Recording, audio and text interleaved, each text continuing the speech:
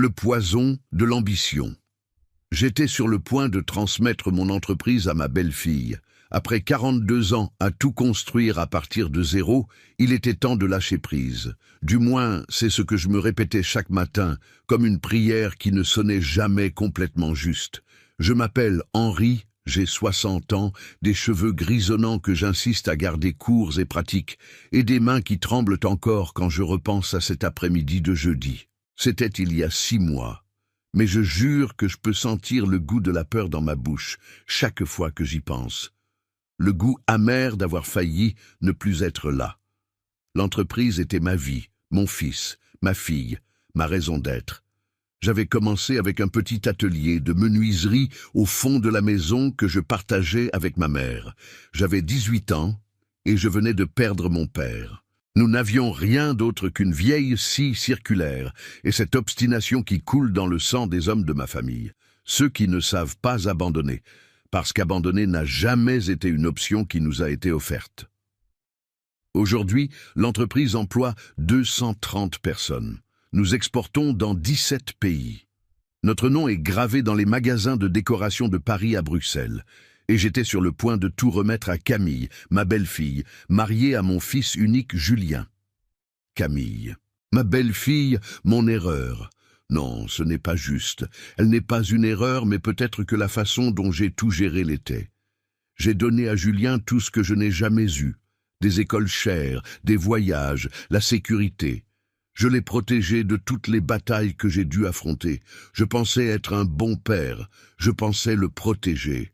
Je n'ai pas réalisé que je créais un homme qui n'avait jamais eu à se battre pour rien, qui n'a jamais compris la valeur de la sueur, qui tachait mes chemises pendant que je rabotais jusqu'à 3 heures du matin. Mais j'aimais mon fils.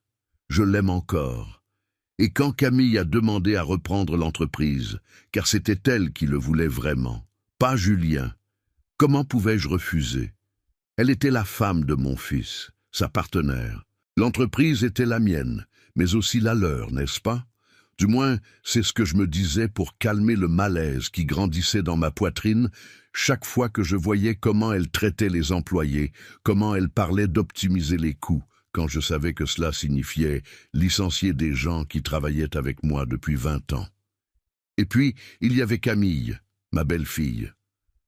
Ah, Camille, belle, polie, toujours avec le sourire parfait au bon moment. Elle était entrée dans notre vie il y a 3 ans, quand elle avait rencontré Julien lors d'un gala de charité. Cheveux châtains impeccables, ongles toujours parfaits, vêtements qui coûtèrent le salaire mensuel de 2 de mes employés. Elle venait d'une famille aisée de Lyon, une de ces vieilles familles qui ont de l'argent mais pas d'entreprise, de l'argent immobile, gardé, protégé. Camille voulait plus. Camille voulait du mouvement. Camille voulait le pouvoir. Je l'ai vue dès le premier jour. J'ai vu comment ses yeux brillaient quand nous parlions de l'entreprise, de l'avenir, d'hériter de tout. J'ai vu comment elle posait des questions apparemment innocentes sur la structure actionnariale, sur le testament, sur la succession. Mais j'ai fait semblant de ne pas voir parce que Julien était heureux, parce qu'il souriait d'une façon qu'il n'avait pas souri depuis des années. Parce que je voulais croire que j'étais juste un vieux cynique, un de ces beaux-pères amers qui apparaissent dans de mauvaises blagues. J'avais programmé la réunion pour un jeudi de mars. Ce serait une cérémonie simple au bureau avec mon notaire présent. Je signerais les papiers transférant la présidence à Camille. Elle prendrait officiellement le relais. Julien serait là, bien sûr. Il était toujours là, mais toujours dans l'ombre de sa femme. Ce matin-là, je me suis réveillé avec un poids sur la poitrine que j'attribuais à l'anxiété naturelle de lâcher quelque chose que j'avais tenu pendant plus de 4 décennies. J'ai enfilé mon costume bleu marine, celui que je portais lors des réunions importantes. J'ai mis les boutons de manchette en argent que ma mère m'avait donnés avant de mourir. Je me suis regardé dans le miroir et j'ai vu un homme fatigué, mais digne. Un homme qui avait construit un empire de ses propres mains et qui était sur le point de le remettre. Je suis arrivé au bureau à midi. Camille et Julien étaient déjà là, dans la salle de réunion. Elle semblait radieuse, portait une robe crème qui coûtait probablement plus que ma voiture. Elle m'a souri de ce sourire parfait. « Henri », dit-elle. Et j'ai toujours détesté comment elle ne m'appelait jamais beau-père, toujours Henri, comme si nous étions des collègues de travail. J'ai apporté du café pour tout le monde. Je sais comment vous l'aimez, bien fort et sans sucre. Elle m'a tendu une tasse en porcelaine blanche. De la vapeur s'en échappait légèrement. L'arôme était bon, riche. J'étais sur le point de la prendre quand Marguerite, mon employée de maison depuis 15 ans, est entrée dans la salle avec un plateau de macarons. Marguerite venait rarement au bureau. Elle s'occupait de ma maison, de mon espace privé. La voir ici était étrange. Elle est passée près de moi et soudain a trébuché. Elle n'est pas tombée, mais m'a heurté assez fort pour me faire un pas de côté. Elle s'est approchée de mon oreille, juste une seconde, et a chuchoté si bas que j'ai à peine entendu. « Ne buvez pas. Faites-moi juste confiance. » Mon cœur s'est emballé. J'ai regardé Marguerite, mais elle s'éloignait déjà, le visage impassible, comme si rien ne s'était passé. J'ai regardé la tasse dans ma main, puis Camille, qui m'observait avec ce sourire, puis Julien, qui manipulait des papiers, inconscient. Pendant des années, j'avais construit une entreprise basée sur l'instinct, sur le fait de savoir quand quelque chose n'allait pas, sur la confiance en mon intuition, même quand tout le monde disait que j'avais tort. Et à ce moment-là, mon intuition criait. « Camille, dis-je d'une voix calme, vous êtes adorable, mais vous savez que le café trop chaud me fait mal à l'estomac. Laissez-moi le laisser refroidir un peu. » J'ai posé ma tasse sur la table. « Mais s'il vous plaît, ne laissez pas le vôtre refroidir. Je sais que vous l'aimez bien chaud. » J'ai vu quelque chose passer dans ses yeux. C'était rapide, de l'hésitation. Mais elle a souri à nouveau et a pris sa propre tasse. Et puis, dans un mouvement qui semblait se produire en dehors de mon contrôle conscient, pendant que Julien se levait pour appeler le notaire, pendant que Camille se tournait pour prendre du sucre, j'ai échangé les tasses, la mienne contre la sienne. Rapide, silencieux, parfait. « Voilà !» dis-je en levant ce qui était maintenant sa tasse. « C'est assez refroidi. » Camille s'est retournée et a pris ce qu'elle pensait être sa tasse, mais c'était la mienne. Elle a bu une gorgée, 2. 5 minutes plus tard, elle s'est effondrée sur le sol. Le corps de Camille est tombé avec un bruit sourd qui résonne encore dans mes cauchemars. Ce n'était pas dramatique comme dans les films. Il n'y a pas eu de cri, pas de lutte. Elle s'est simplement effondrée. La tasse a glissé de sa main, renversant du café sur le tapis perçant que j'avais depuis 20 ans. Le liquide sombre s'est étalé comme du sang.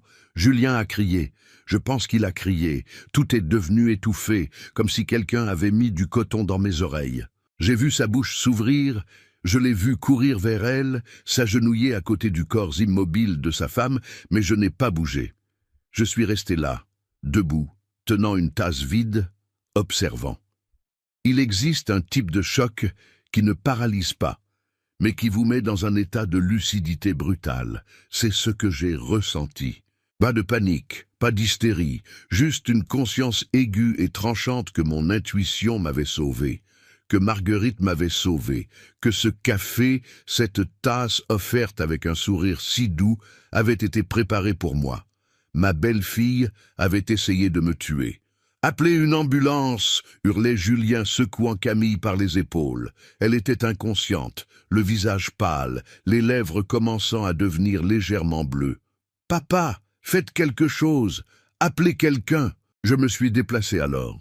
J'ai pris le téléphone, composé le 15. Ma voix est sortie étrangement calme quand j'ai parlé à l'opérateur. J'ai besoin d'une ambulance. Une femme s'est évanouie. Oui, elle respire. Non, je ne sais pas ce qui s'est passé. Mais je savais. Je savais exactement ce qui s'était passé. Marguerite avait disparu de la salle.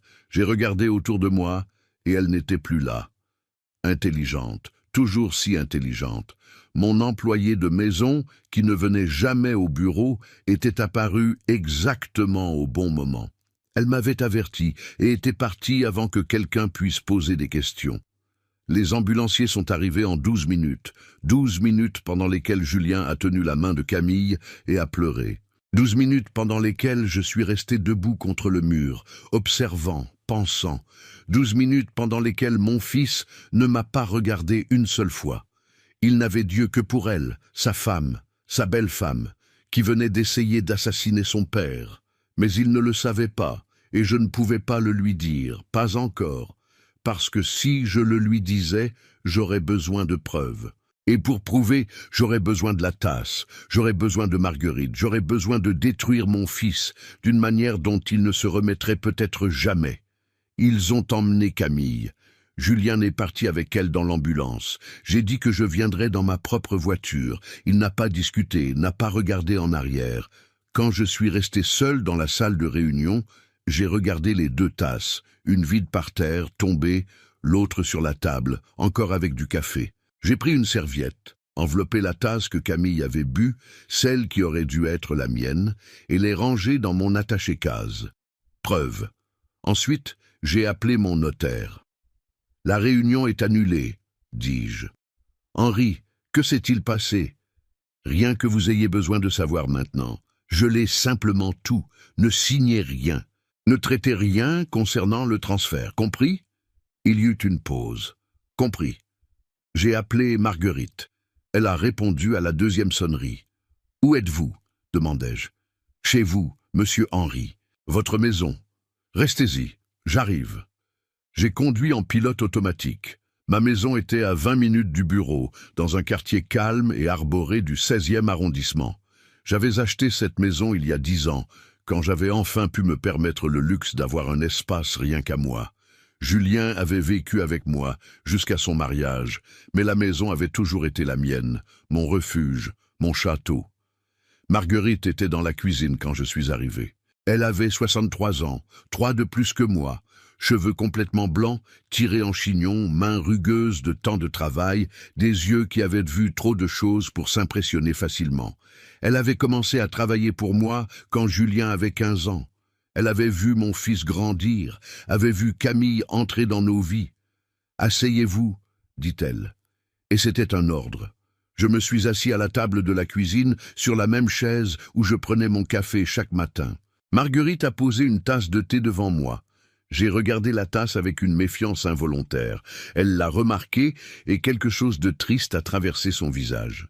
« C'est moi qui ai fait ce thé, dit-elle doucement. Vous pouvez le boire. » J'ai bu. C'était chaud et trop sucré, mais je ne me suis pas plaint. « Comment avez-vous su ?» demandai-je finalement. Marguerite a soupiré, s'est assise sur la chaise en face de la mienne, quelque chose qu'elle faisait rarement. Nous avions toujours maintenu une distance respectueuse, une ligne invisible entre employés et employeurs que nous respections tous les deux.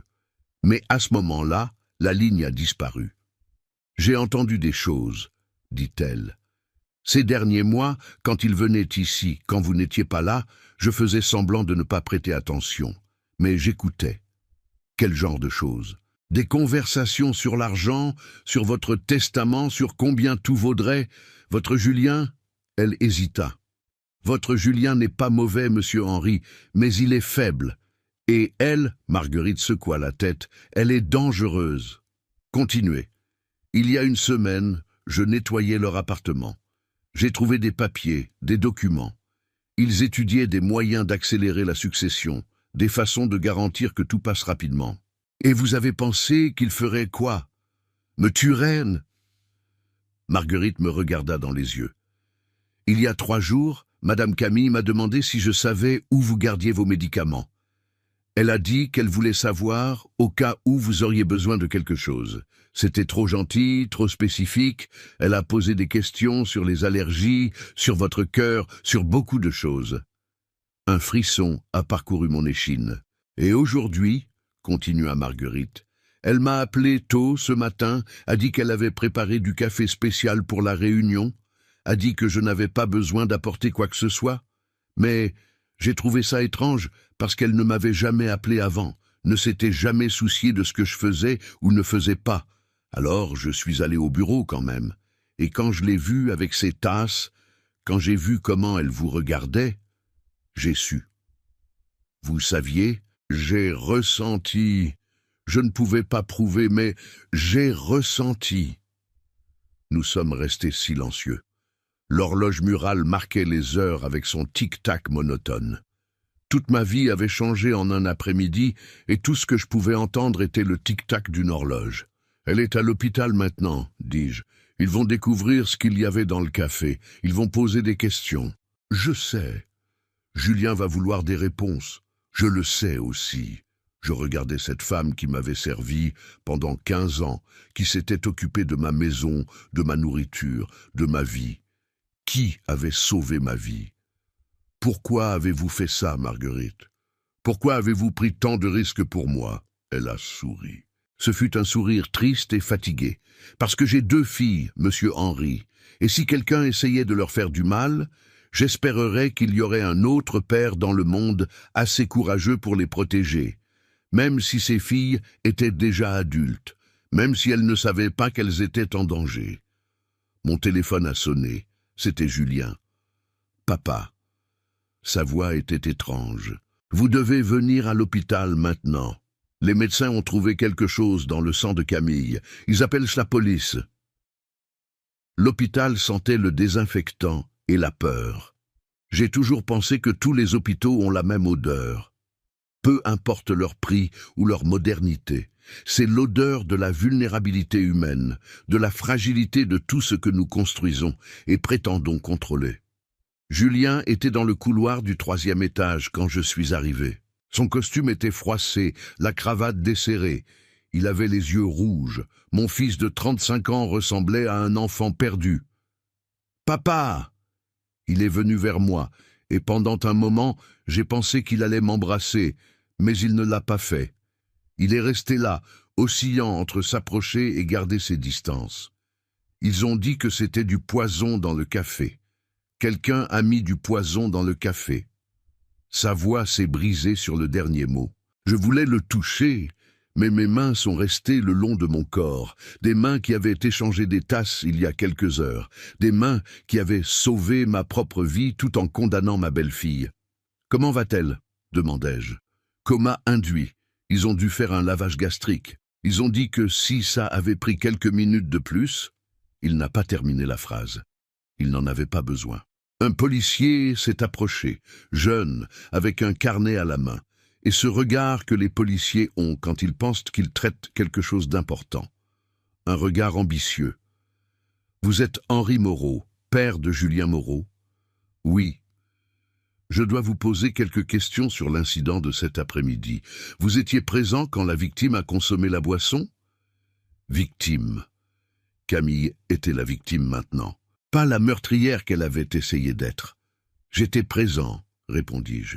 Ma voix est sortie ferme. Des années à diriger des réunions difficiles m'avaient appris à contrôler mon ton, même quand mon cœur s'emballait.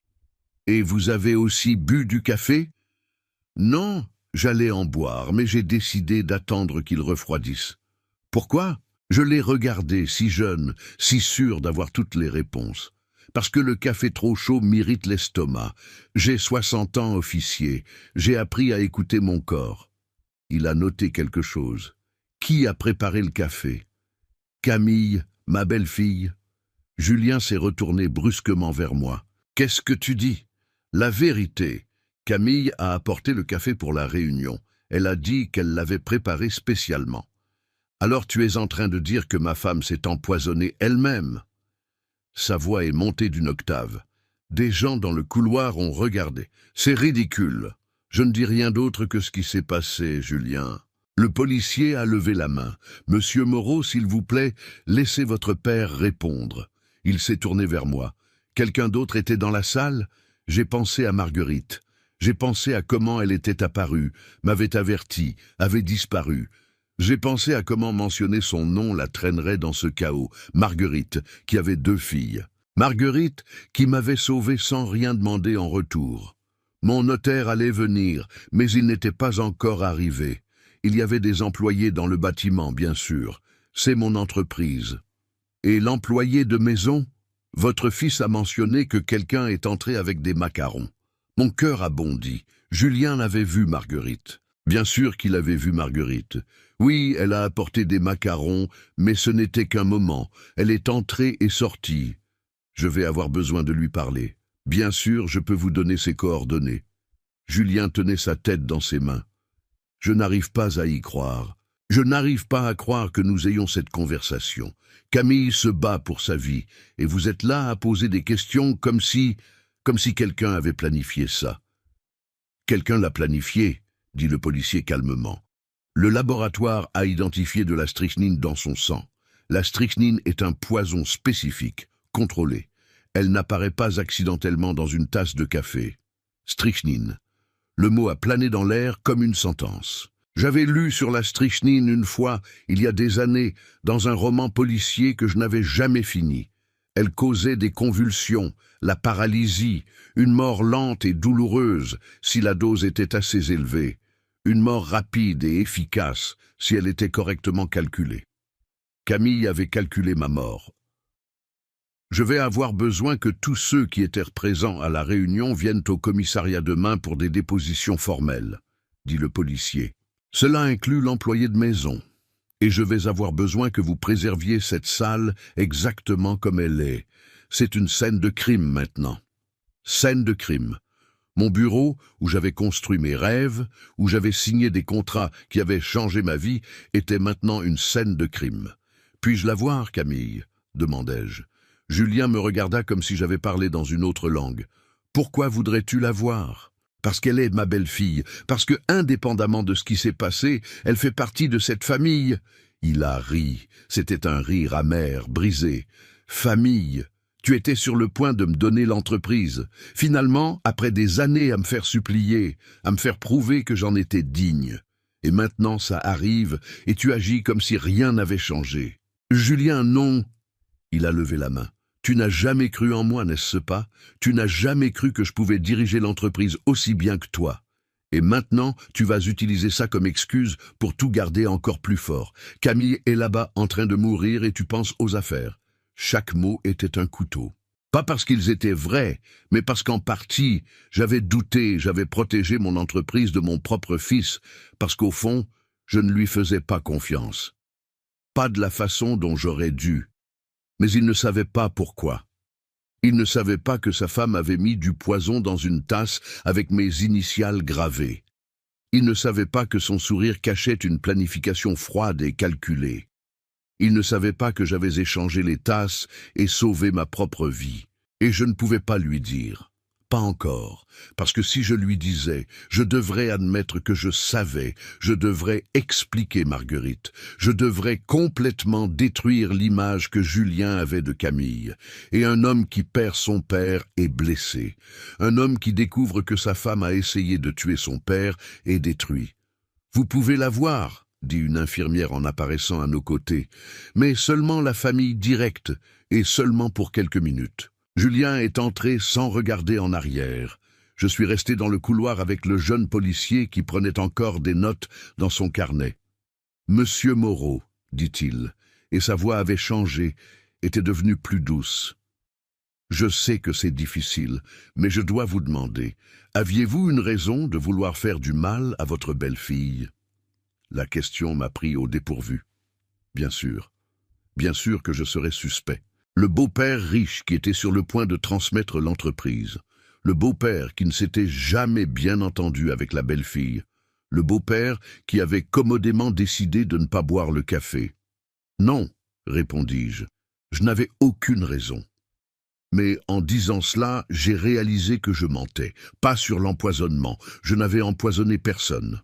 Mais sur les raisons. J'avais des raisons. J'avais vu comment Camille changeait mon fils. J'avais vu l'éclat d'ambition dans ses yeux. J'avais senti, à chaque dîner de famille, à chaque réunion, qu'elle attendait. Attendait que je meure. Attendait que je disparaisse. Attendait que tout soit enfin à elle. Et elle s'était lassée d'attendre. Le policier m'a donné une carte. Si vous vous souvenez de quelque chose, n'importe quoi, appelez-moi. J'ai pris la carte. Je suis resté seul dans le couloir, entouré par l'odeur de désinfectant et de peur. Et pour la première fois depuis que Marguerite avait chuchoté à mon oreille, je me suis permis de ressentir. Je me suis permis de trembler. J'avais sauvé ma vie, mais j'avais condamné ma belle-fille. Et mon fils ne me pardonnerait jamais pour aucune des deux. Je suis rentré chez moi quand il faisait déjà nuit. La maison était sombre, silencieuse. Marguerite était partie, comme toujours, à 18 heures. J'ai laissé les lumières éteintes et me suis assis sur le canapé du salon, encore avec mon manteau, tenant toujours mon attaché-case où je gardais la tasse empoisonnée. Je n'ai appelé personne, je n'ai pas mangé. Je me suis juste assis là, dans l'obscurité, laissant le poids de tout s'abattre sur moi. Il existe une solitude spécifique que seuls les pères d'enfants adultes connaissent. C'est la solitude de celui qui a tout donné, tout sacrifié, et qui maintenant observe de loin pendant que cet enfant que vous avez bercé se transforme en un étranger qui vous regarde avec ressentiment. Julien n'était plus mon petit garçon. Peut-être ne l'avait-il jamais été. Pas de la façon dont je l'imaginais. Je me suis souvenu de sa naissance. J'avais 25 ans. Mon entreprise commençait à croître, sortant de l'atelier du fond de la maison pour un petit entrepôt loué. Je travaillais 16 heures par jour, créant des meubles, faisant des contacts, me battant pour chaque contrat. Il n'y avait pas de mère dans la vie de Julien, pas vraiment. C'est quelque chose que je n'ai jamais raconté à beaucoup de gens. La mère de Julien avait été une erreur d'une nuit que je préférais oublier. Une femme mariée, plus âgée, qui m'avait promis des choses qu'elle n'avait jamais eu l'intention de tenir. Quand elle a découvert qu'elle était enceinte, elle m'a offert de l'argent pour régler le problème. Elle voulait avorter. J'ai refusé l'argent et j'ai pris Julien. J'ai élevé Julien seul. Ma mère m'a aidé jusqu'à sa mort quand il avait 7 ans. Après cela, c'était juste nous deux, moi et mon fils, contre le monde. Du moins, c'est comme ça que je le voyais. Mais la vérité que je n'ai jamais admise, même à moi-même, c'est que j'étais absent. Physiquement présent, oui, je payais les meilleures écoles, j'achetais les meilleurs cadeaux, je m'assurais qu'il avait tout. Mais émotionnellement, j'étais toujours à l'entreprise, toujours en train de penser au prochain contrat, au prochain défi, à comment transformer ce petit atelier en empire. J'ai embauché des nounous, de bonnes nounous. Puis j'ai embauché Marguerite, qui s'est occupée de lui pendant l'adolescence. Marguerite a été plus mère pour Julien, à certains égards, que je n'ai jamais pu l'être en tant que père. Elle était là quand il rentrait de l'école. Elle écoutait ses passions d'adolescent, ses peurs, ses rêves. Je n'apparaissais qu'en fin de soirée, fatigué, et je demandais ses notes. Julien ne s'est jamais plaint. C'était un bon garçon, calme, obéissant. Il avait de bonnes notes, ne causait pas de problème, et j'ai interprété cela comme un signe que je faisais tout correctement. Je n'ai pas réalisé que le silence d'un enfant peut être un cri d'abandon. Quand il est entré à l'université, il voulait étudier la musique. Je m'en souviens parce que c'était l'une des rares fois où il s'est vraiment battu pour quelque chose. Il jouait du piano magnifiquement, avait du talent. Mais j'ai dit non. J'ai dit que la musique n'était pas une profession, qu'il devait étudier la gestion pour reprendre l'entreprise un jour. Il a obéi, comme il a toujours obéi. Il a fermé le piano et n'a plus jamais joué. Maintenant, assis dans le noir, je me demandais si c'était ce moment-là, le moment où j'avais vraiment perdu mon fils, le moment où il avait appris que ses rêves comptaient moins que mes plans pour lui. Mon téléphone a vibré. Un message de Julien. Camille stable. Médecins disent qu'elle va survivre. Police veut interroger tout le monde demain à 9 heures, y compris toi. Il n'y avait pas de bonne nuit, pas de je t'aime, papa. Juste de l'information froide, factuelle. J'ai tapé une réponse. Je serai là. Comment vas-tu? 3 points sont apparus, ont disparu, sont réapparus, puis rien. Il avait abandonné de répondre. Je me suis levé, finalement, j'ai allumé les lumières, je suis allé à la cuisine. J'avais besoin de manger quelque chose, même sans faim. J'ai ouvert le réfrigérateur et j'ai vu les récipients organisés que Marguerite laissait toujours. Nourriture préparée, étiquetée avec des dates. Elle prenait soin de moi comme elle avait pris soin de Julien il y a des années. J'ai réchauffé une soupe. Je me suis assis à table, et ce n'est que quand j'ai porté la cuillère à ma bouche que j'ai réalisé que je pleurais. Des larmes silencieuses qui tombaient sans que je fasse rien pour les arrêter. J'ai pleuré pour Julien.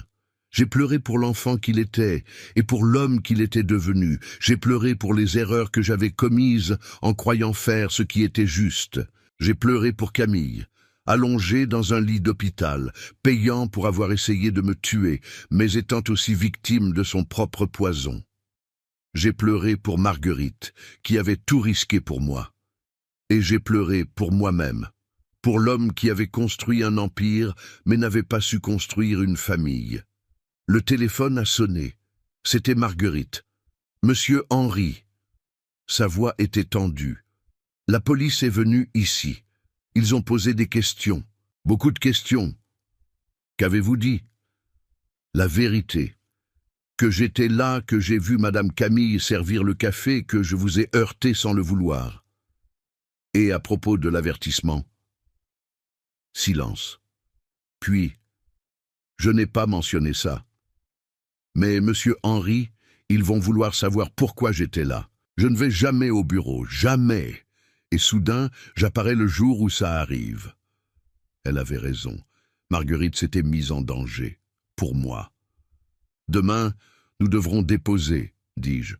Vous allez raconter exactement ce qui s'est passé. Vous allez dire que vous étiez là parce que je vous ai demandé d'apporter des macarons, que vous avez remarqué quelque chose d'étrange dans le comportement de Camille, que votre instinct vous a dit que quelque chose n'allait pas.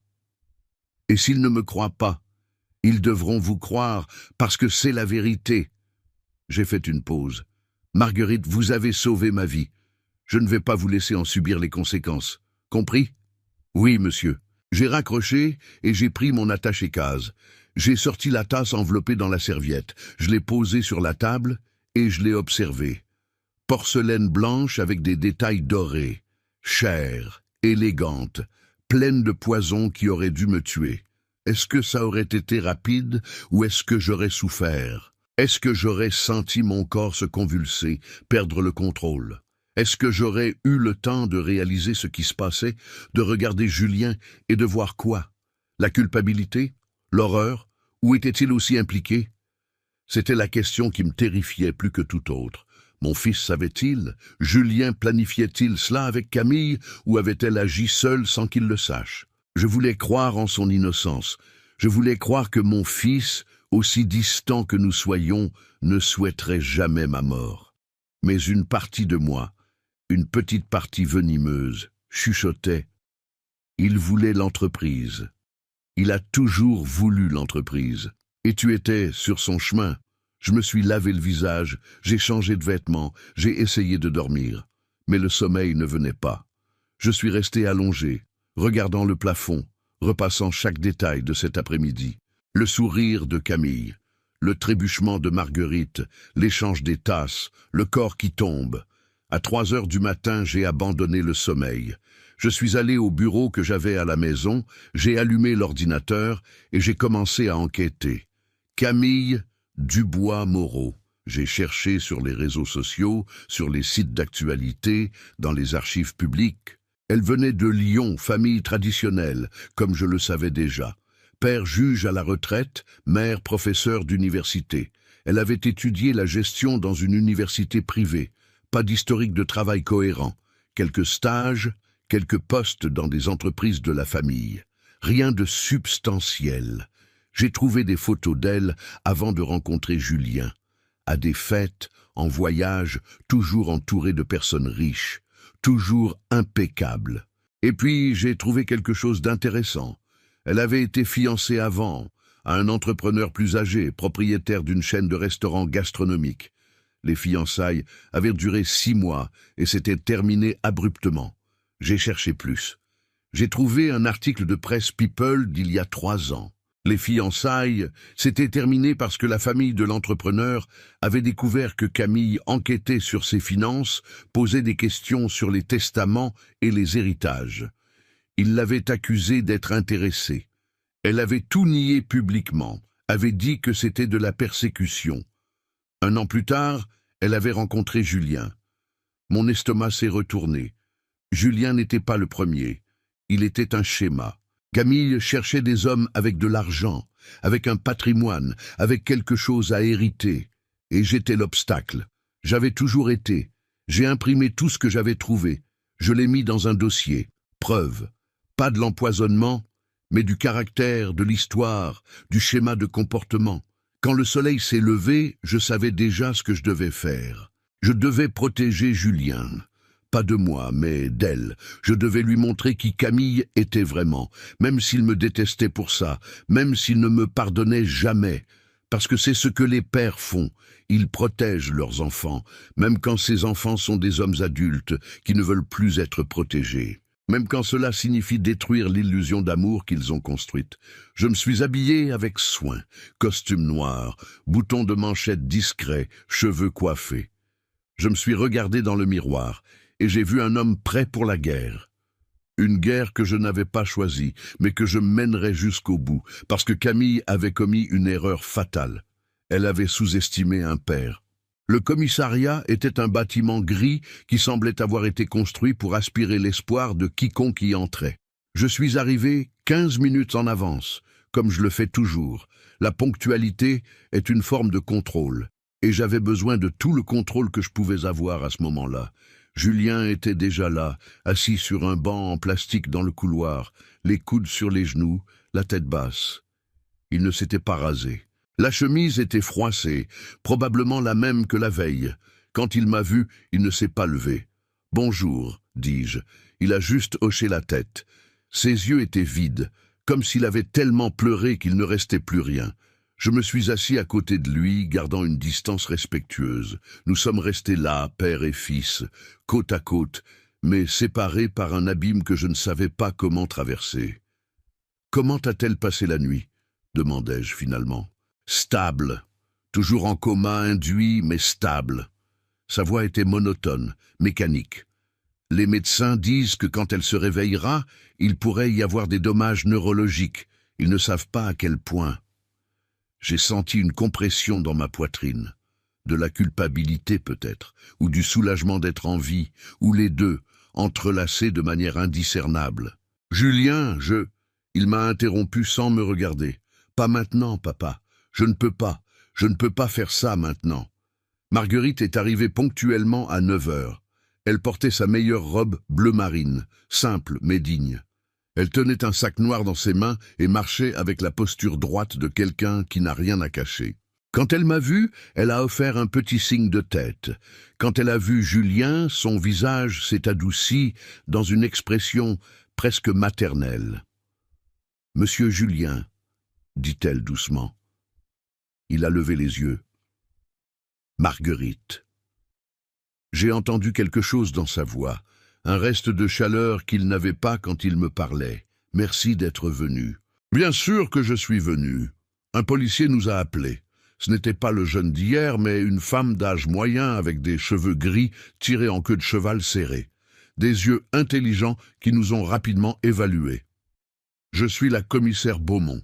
Je vais mener les interrogatoires, un à la fois, s'il vous plaît. Monsieur Moreau, vous d'abord. » Je l'ai suivi dans un couloir étroit, jusqu'à une petite salle, avec une table, 3 chaises et un miroir qui étaient manifestement faux. Les salles d'interrogatoire sont toutes les mêmes. Elles semblent conçues pour vous faire sentir coupable, même quand vous ne l'êtes pas. Asseyez-vous, s'il vous plaît. Elle a allumé un enregistreur. Cette déposition est enregistrée, s'il vous plaît. Donnez votre nom complet pour le dossier. Henri Moreau Delacroix. Monsieur Delacroix, je vais vous poser quelques questions sur les événements d'hier. Vous avez le droit à un avocat présent. Je n'ai pas besoin d'avocat. Je n'ai rien fait de mal. Elle m'a étudié pendant un moment. Parlez-moi de votre relation avec votre belle-fille, Camille Moreau. J'ai réfléchi à comment répondre. La vérité brute semblerait comme un motif, mais mentir serait pire. Cordial, dis-je. Nous n'étions pas proches, mais il n'y avait pas d'hostilité ouverte. Ouverte ? Camille et moi sommes des personnes très différentes. Elle venait d'une famille aisée, avait tout eu. J'ai tout construit à partir de zéro. Nos visions du monde ne s'alignaient pas parfaitement, mais pour Julien, nous maintenions les apparences. Les apparences ? Elle a noté quelque chose. Vous approuviez le mariage ? Julien est un adulte. Ce n'est pas mon rôle d'approuver ou de désapprouver ses choix. Ce n'est pas une réponse. J'ai soupiré. Non, commissaire, je n'approuvais pas complètement. Je sentais que Camille était plus intéressée par l'entreprise que par mon fils. Mais c'est l'opinion d'un beau-père qui est peut-être excessivement protecteur. Ce n'est pas un crime. Non, mais cela fournit un motif. Un motif pourquoi? Pour empoisonner ma propre belle-fille le jour où j'étais sur le point de transmettre mon entreprise? Quel sens cela aurait-il? Vous me le dites. Aucun, parce que je ne l'ai pas empoisonnée. Elle s'est penchée en avant. Mais vous n'avez pas bu le café. Pourquoi? J'ai déjà expliqué hier, le café trop chaud m'irrite l'estomac. Pratique. Pratique serait d'être mort. Ma voix est sortie plus dure que prévu. Désolé, je suis tendu. Hier, j'ai failli perdre ma belle-fille. Mon fils est dévasté. Mon entreprise est en pause. Toute ma vie est sans dessus-dessous. Et votre employée de maison, Marguerite, pourquoi était-elle au bureau? Voici la question que je savais qui viendrait. Je lui ai demandé d'apporter des macarons. Je voulais que la réunion soit spéciale. C'était un moment important. Elle fait ça habituellement? Non, mais je paie son salaire. Quand je demande quelque chose, elle le fait.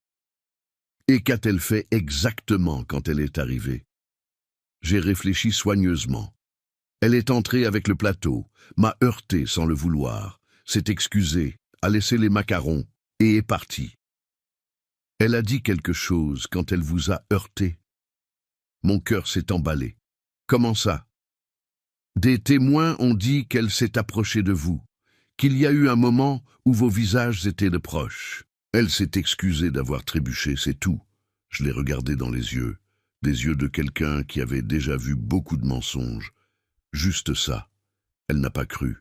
Je pouvais le voir dans la façon dont ses lèvres se sont serrées, comment elle a noté quelque chose avec plus de force que nécessaire. « La tasse que Camille a bu, dit-elle, changeant de tactique. C'était votre tasse? Comment ça? Les tasses avaient des initiales. Une avait H, une autre avait C. Camille a bu dans la tasse avec H. Pourquoi? J'ai gelé. Je n'avais pas remarqué les initiales. Je n'avais pas fait attention. J'avais juste échangé les tasses par instinct, par peur, par survie.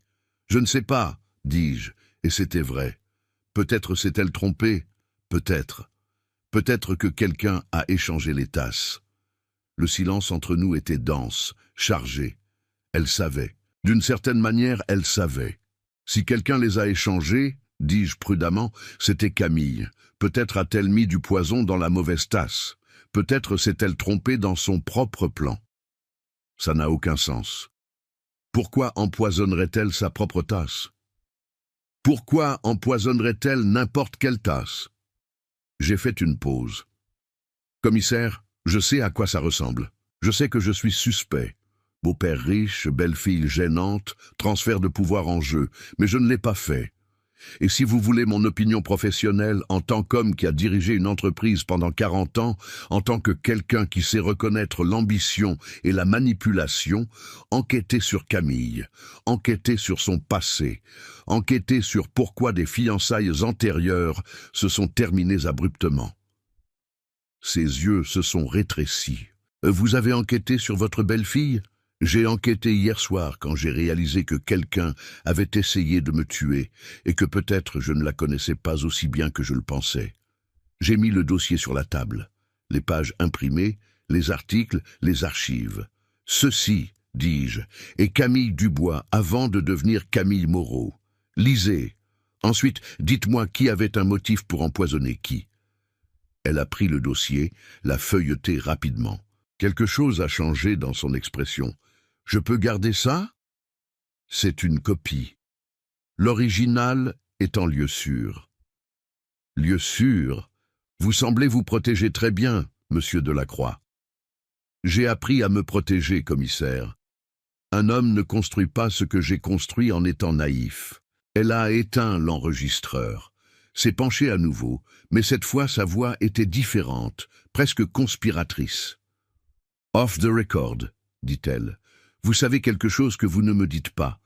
Je ne sais pas encore quoi, mais je vais le découvrir. » Je me suis levé. « On the record, commissaire. J'ai failli mourir hier. Mon fils souffre et la femme responsable est dans un lit d'hôpital. Il n'y a pas de gagnants ici, juste des victimes. Je suis sorti de la salle avec les jambes tremblantes, mais la tête haute. Dans le couloir, Julien attendait son tour. Il m'a regardé avec une expression que je ne pouvais pas déchiffrer. « Qu'est-ce que tu lui as dit ?» demanda-t-il. « La vérité. »« Quelle vérité, papa ? La tienne.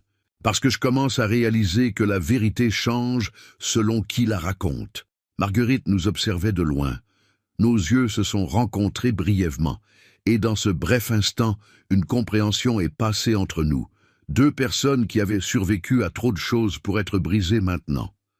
La commissaire a ouvert la porte. « Monsieur Moreau, c'est votre tour. » Julien est entré. La porte s'est fermée et je suis resté dans le couloir, réalisant que je venais de mettre mon fils dans une position impossible. Il devrait choisir en qui croire, son père ou sa femme, et je n'étais pas sûr de quel côté il choisirait.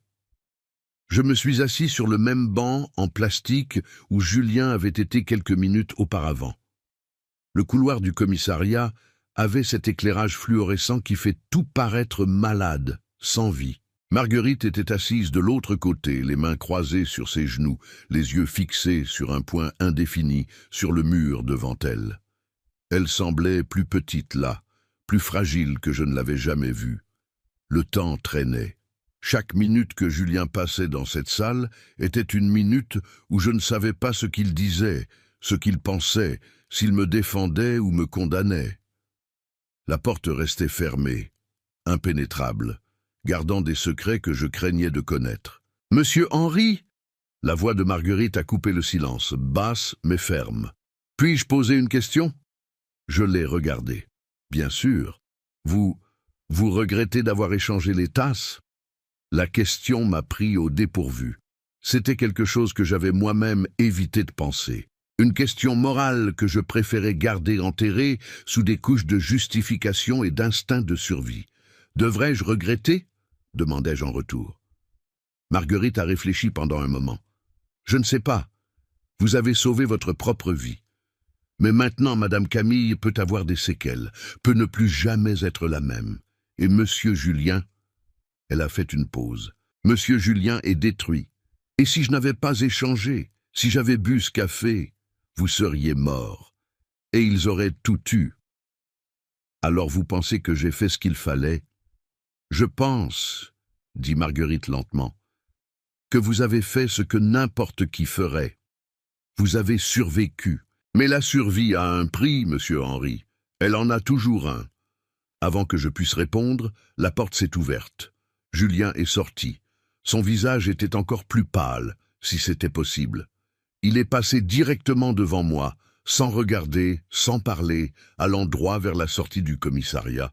Je me suis levé pour le suivre, mais la commissaire Beaumont est apparue à la porte. « Laissez-le partir, dit-elle. Madame Marguerite Santos, c'est votre tour. » Marguerite s'est levée avec la dignité d'une reine. Elle n'avait qu'une simple robe bleue, un vieux sac, aucun bijou sauf un petit crucifix autour du cou. Mais la façon dont elle a marché vers cette salle, la façon dont elle a gardé la tête haute, la faisait paraître plus noble que n'importe quelle femme de la haute société que j'avais jamais connue. Je suis resté seul dans le couloir. J'ai pris mon téléphone. J'ai pensé à appeler Julien. J'ai tapé un message. Je l'ai effacé. J'en ai tapé un autre. À la fin, j'ai rangé mon téléphone sans rien envoyer. Que pourrais-je dire? Désolé d'être vivant? Désolé que ta femme ait essayé de me tuer? Désolé de ne pas t'avoir fait assez confiance pour te laisser diriger l'entreprise que j'ai construite avec mon propre sang. La vérité était que je ne savais plus ce que je ressentais. Du soulagement d'être en vie, de la culpabilité pour Camille, de la peur de ce que Julien pensait, de la colère d'avoir été mis dans cette position. Tout mélangé dans un nœud si serré dans ma poitrine que je pouvais à peine respirer.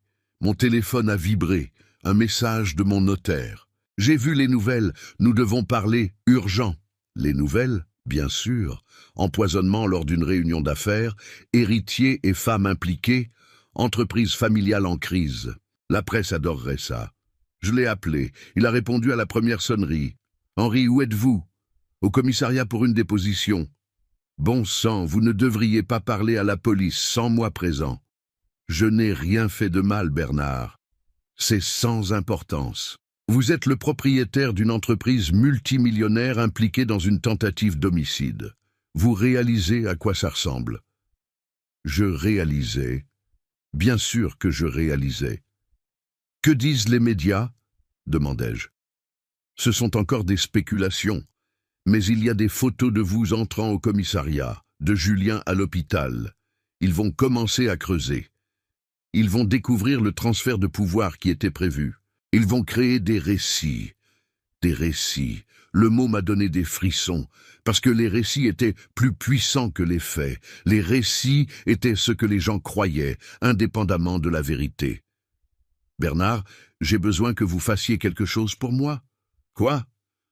Enquêter sur Camille Dubois en profondeur. Avant le mariage, pendant, tout, finances, relations antérieures, historique médical si vous pouvez. Je veux connaître chaque mouvement qu'elle a fait ces 5 dernières années.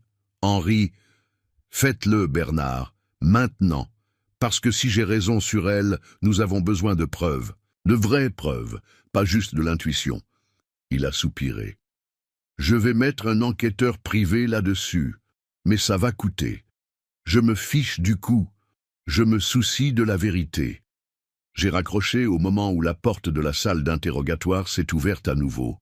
Marguerite est sortie. Son visage était impassible, mais je pouvais voir la tension dans ses épaules, la façon dont ses mains serraient son sac trop fort. « Comment ça s'est passé ?» demandai-je quand elle s'est approchée. « Difficile. Elle a posé beaucoup de questions sur pourquoi j'étais là, sur ce que j'ai vu. Elle a hésité. Sur ma loyauté envers vous. Votre loyauté. Elle a insinué que j'aurais pu aider d'une certaine manière, que nous étions complices. Le sang m'est monté au visage. C'est absurde. Je sais, mais elle cherche des réponses. Et quand elle ne les trouve pas, elle commence à inventer de nouvelles questions. La commissaire est apparue à la porte à nouveau. « Monsieur Delacroix, j'ai besoin de quelques minutes de plus. » Mon estomac s'est contracté, mais je l'ai suivie de retour dans la salle. Cette fois, quand je me suis assis, elle a posé quelque chose sur la table. Des photos de Julien et Camille. Certaines je reconnaissais du mariage, d'événements sociaux. D'autres étaient nouvelles pour moi. Julien et Camille dans un restaurant cher. Julien et Camille entrant dans une banque. Julien et Camille en réunion avec un homme que je ne reconnaissais pas. Vous savez qui est cet homme? Elle a pointé la dernière photo. Non. Avocat spécialisé en succession patrimoniale. Julien et Camille se sont réunis avec lui 3 fois le mois dernier. Mon cœur a coulé. Il planifiait, continua-t-elle, comment s'assurer que le transfert de l'entreprise soit définitif et irréversible. Des documents, des ébauches de contrats qui limiteraient sévèrement votre capacité à interférer dans les décisions de l'entreprise après le transfert. Chaque mot était un coup de poignard. Julien n'attendait pas juste l'entreprise. Il planifiait de m'écarter complètement, de me rendre insignifiant dans la chose que j'avais construite. Et Camille, continua la commissaire, a fait des recherches intéressantes sur son ordinateur.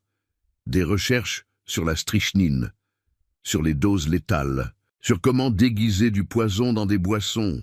Quand? Ma voix est sortie rauque. Il y a 2 semaines. 2 semaines. Elle avait planifié ça pendant 2 semaines, pendant qu'elle dînait à ma table, pendant qu'elle me souriait, pendant qu'elle appelait Julien mon amour devant moi. Elle cherchait comment me tuer. Votre fils savait-il? La question est sortie avant que je puisse l'arrêter. La commissaire m'a regardé avec quelque chose qui pourrait être de la compassion. Nous n'avons pas encore trouvé de preuve de cela, mais monsieur Delacroix, vous devez comprendre la situation. Camille avait un motif et une opportunité. Votre fils avait un motif. Vous aviez un motif. 3 personnes dans une salle, une tentative d'assassinat, et aucun de vous ne dit toute la vérité. Je dis la vérité. Vraiment? Parce que votre fils vient de me dire que vous et Camille ne vous entendiez pas bien, qu'il y avait une tension constante, que vous aviez menacé plusieurs fois de révoquer le transfert de l'entreprise. Il a dit que vous êtes, elle a consulté ses notes, contrôlant au point de l'obsession, que vous n'avez jamais accepté Camille, que vous avez rendu leur vie impossible. Chaque mot de Julien répété par la commissaire était comme du verre enfoncé dans ma peau. Mon fils m'avait dépeint comme un méchant, comme un beau-père possessif et cruel, comme quelqu'un qui serait capable d'empoisonner sa propre belle-fille. Et Marguerite, continua la commissaire implacablement, votre employé loyal, qui apparaît commodément au moment exact, qui vous heurte, qui a accès à votre maison, vos affaires, qui pourrait facilement obtenir du poison, le mettre dans une tasse. Marguerite m'a sauvé ou Marguerite vous a aidé? Non. Ma voix est sortie ferme maintenant, malgré le tremblement intérieur. Marguerite n'a rien à voir avec ça. Et si mon fils a peint un portrait de moi comme un monstre, c'est parce qu'il protège sa femme, parce qu'il l'aime et ne peut pas accepter qu'elle ait essayé de tuer son père, ou parce qu'il sait que vous l'avez fait. Je me suis levé, mes jambes tremblaient, mais je me suis forcé à rester debout. Je ne vais plus répondre à des questions sans mon avocat présent. Si vous voulez m'arrêter, arrêtez-moi, sinon je pars. Elle n'a pas bougé. Je ne vais pas vous arrêter, encore. Mais ne quittez pas la ville, monsieur Delacroix, et attendez-vous à d'autres visites de ma part. Parce que ceci, elle a tapé sur le dossier avec les photos, est loin d'être terminé. Je suis sorti de ce commissariat en sentant que j'avais vieilli de 10 ans en 2 heures. Marguerite m'attendait dehors, debout sous un soleil qui semblait cruel dans sa brillance indifférente. Elle n'a rien demandé, elle a juste marché à mes côtés jusqu'à la voiture. « Je vous ramène à la maison ?» offrit-elle. « Oui, s'il vous plaît. » Nous sommes montés dans la voiture. Marguerite conduisait. Je regardais par la fenêtre sans rien voir. La ville passait dans un flou de couleurs et de mouvements qui n'avaient aucun sens. « Monsieur Henri » dit Marguerite après un long silence. « Monsieur Julien, il ne sait pas ce qu'il fait. Il est confus, effrayé. Quand la poussière retombera, il réalisera. Réaliser quoi? Que son père avait raison, que sa femme a essayé de me tuer? J'ai ri, un son amer. Ou il réalisera que son père est exactement ce qu'il a dit. Contrôlant, obsessif, incapable de lâcher prise. Vous n'êtes rien de tout ça. Non? Je me suis tourné vers elle.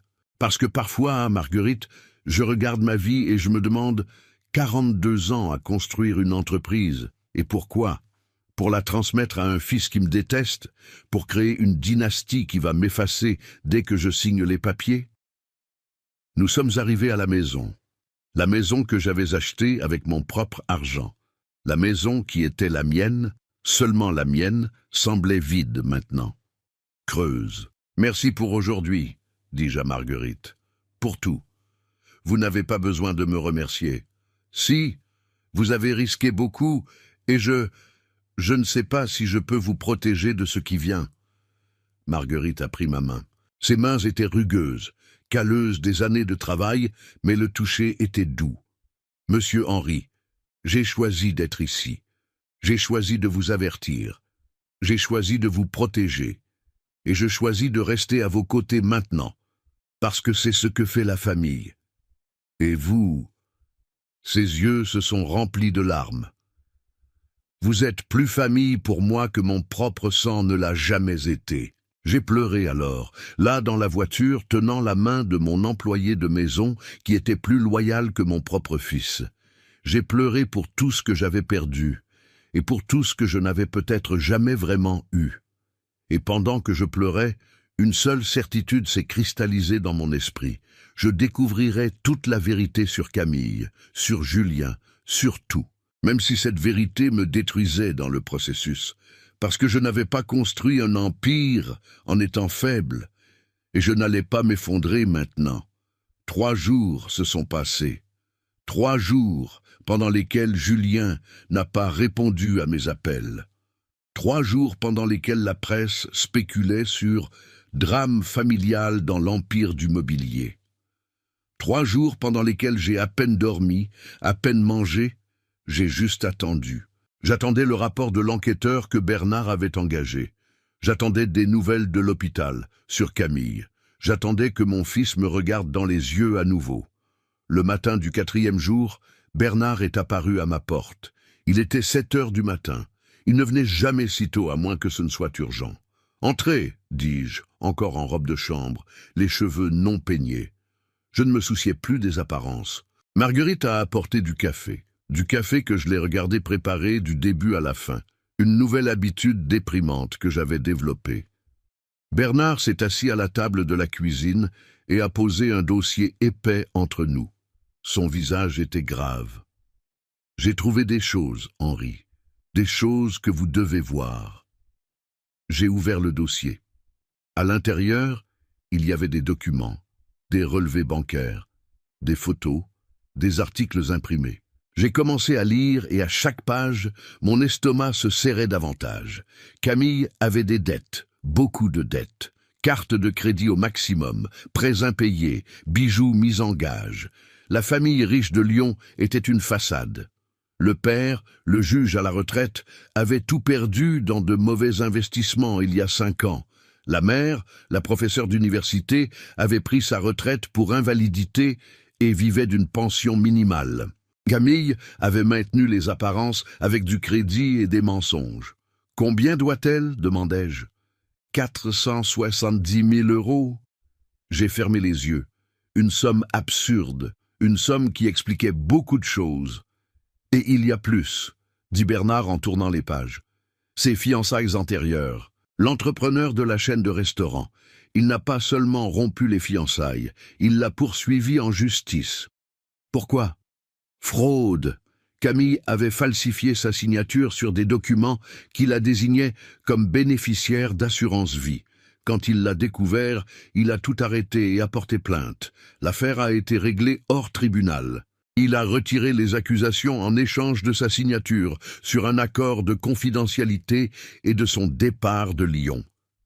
Camille n'était pas seulement intéressée, elle était criminelle. Julien sait-il cela ? Ma voix est sortie faible.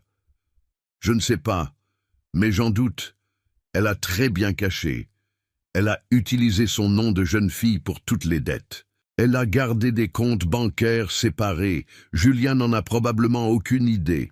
J'ai pris une autre page. C'était des emails entre Camille et quelqu'un appelé seulement D. J'ai lu le premier. Je dois accélérer les choses. Je ne peux plus attendre. Le vieux prend trop de temps pour tout transmettre. Es-tu sûr que la dose est suffisante ? La réponse. Suffisante pour ressembler à une crise cardiaque. Personne ne soupçonnera. Un homme de son âge. Le stress, une grande entreprise, naturel. Camille. Et ensuite, comment puis-je m'assurer que ça reste avec moi ? D. Mariage en communauté de biens. Il hérite. Tu es l'épouse. Automatique. Mais ça doit être avant qu'il ne change le testament. Il se méfie de toi. Les dates. 2 semaines avant la réunion. Qui est D ? Demandai-je, ma voix tremblante. Nous enquêtons encore. Mais Henri... Bernard a hésité. Il y a un autre email, plus récent, du jour de la réunion, après l'hospitalisation de Camille. Il m'a tendu une seule feuille. J'ai lu. Ça a mal tourné. Le vieux salaud a échangé les tasses. C'était lui. J'en suis sûr, mais nous ne pouvons pas le prouver. Si je me réveille et que j'accuse, il va montrer tout ça. Je vais en prison. J'ai besoin de temps. J'ai besoin de réfléchir. Ne me rends pas visite à l'hôpital. Ne me parle pas. Supprime tout. Tout. J'aurais dû ressentir de la colère. J'aurais dû ressentir du triomphe d'avoir la preuve de sa culpabilité. Mais tout ce que j'ai ressenti était une fatigue profonde, dévastatrice, parce que cette preuve signifiait que je devrais la montrer à Julien. Je devrais complètement détruire l'image qu'il avait de sa femme. « Camille s'est réveillée », dit Bernard doucement. « Hier soir, les médecins ont appelé Julien. Elle est consciente, avec des séquelles motrices du côté gauche, mais consciente. Elle a parlé. Nous ne savons pas encore ce qu'elle a dit, mais Julien est avec elle à l'hôpital maintenant. » J'ai pris mon téléphone. J'ai regardé la liste d'appels manqués, de messages sans réponse. Mon fils m'avait complètement coupé de sa vie. Et maintenant, il était là, au chevet de la femme qui avait planifié ma mort, probablement en train d'écouter sa version. La version où j'étais le méchant. Je dois y aller, dis-je, je dois aller là-bas. Henri, je ne sais pas si c'est une bonne idée. Je ne demande pas votre opinion, Bernard. J'y vais. Marguerite est apparue à la porte de la cuisine. Je vous conduis. Je me suis habillé rapidement. Pantalon noir, chemise blanche, veste, une armure corporative. J'ai coiffé mes cheveux, mis mes boutons de manchette en argent. Dans le miroir, j'ai vu un homme de 60 ans sur le point d'entrer en bataille. Un homme fatigué, mais pas vaincu. L'hôpital était le même odeur, même couloir. Mais maintenant, je connaissais le numéro de la chambre. 3e étage, chambre 307. Quand je suis sorti de l'ascenseur, j'ai vu Julien. Il était assis sur une chaise à l'extérieur de la chambre, la tête entre les mains. Je me suis approché lentement. Mes pas résonnaient dans le couloir silencieux. Julien. Il a levé la tête. Ses yeux étaient rouges, gonflés. Il avait pleuré. Mon fils avait pleuré et je n'étais pas là pour le consoler. « Papa !» Sa voix était rauque. « Qu'est-ce que tu fais ici ? Je suis ton père. Où d'autre serais-je » Il a ri, mais c'était un son sans humour. « Tu viens ici faire semblant de t'inquiéter ? Faire semblant de ne pas être content que Camille soit détruite ? » « Je ne suis pas content, Julien. Je n'ai jamais voulu ça. »« Non ? Parce que c'est très pratique. Tu ne l'as jamais accepté. Tu n'as jamais cru en nous. Et maintenant, sa voix s'est brisée. Maintenant, elle est là-dedans, pouvant à peine bouger son bras gauche, ayant du mal à parler. Et tout ce que je peux penser, c'est que tu as fait ça. Je n'ai rien fait. Menteur, il s'est levé. Et pour la première fois de ma vie, j'ai vu une vraie colère dans les yeux de mon fils. Une colère dirigée vers moi. Tu as échangé les tasses. Camille me l'a dit, elle l'a vu. Tu as échangé les tasses et tu l'as laissé boire le poison que tu avais mis. Mon monde a tourné. Elle avait dit ça. Elle était là-dedans, luttant pour former chaque mot. Et la première chose qu'elle avait faite était de m'avertir, de me protéger de toi. J'ai pris le dossier que j'avais apporté, le dossier avec tous les emails, toutes les preuves, toute la vérité sur qui Camille était vraiment. Julien, j'ai besoin que tu lises ça. Je ne veux rien lire que tu as apporté. S'il te plaît, lis juste.